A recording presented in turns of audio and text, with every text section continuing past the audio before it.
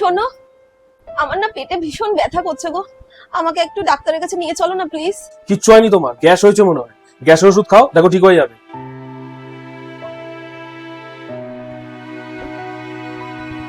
বলছি আমার যে ওই যে ব্লু কালারের শার্টটা, ওটা একটু ইস্ত্রি করে দাও তো। মাথাটা ভীষণ ব্যথা করছে গো, আর গাটাও কিরকম জ্বর জ্বর লাগছে, একদম ভালো লাগছে না শরীরটা। তোমার অন্যান্য সব শার্ট গুলো প্রেস করা আছে, ওর মধ্যে কিছু একটা পরে নাও না, আজকে আমার শরীরটা একদম ভালো লাগছে না গো। আরে কি খালি তোমার পেট ব্যথা, তোমার একবার বলো মাথা ব্যথা, একবার ওটা একবার এটা। আমি স্নান করতে যাচ্ছি, স্নান করে এসে দেখি যে আমার ওই শার্টটা ইস্ত্রি হয়ে গেছে। উফ, পায়ে কি ব্যথা রে মা। উফ, আরে মা, সারা গা হাত পায়ে ব্যথা রে বাবু।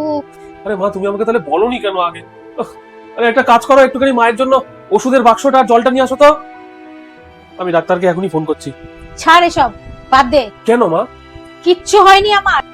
বাবু, তুই তোর মার এত চিন্তা করিস, কিন্তু তোর বউয়ের চিন্তা করিস না। কি বলছো মা তুমি? দেখ বাবু, আমার একটু শরীর খারাপ হলে তুই পাগলের মতো করতে থাকিস। তুই ডাক্তার ডাকতে যাস, তুই ওর বউকে বলিস জল আনতে, ওষুধ আনতে, আর নিজের বউটার এত শরীর খারাপ, তার একটু খোঁজ নিস না কেন বাবা?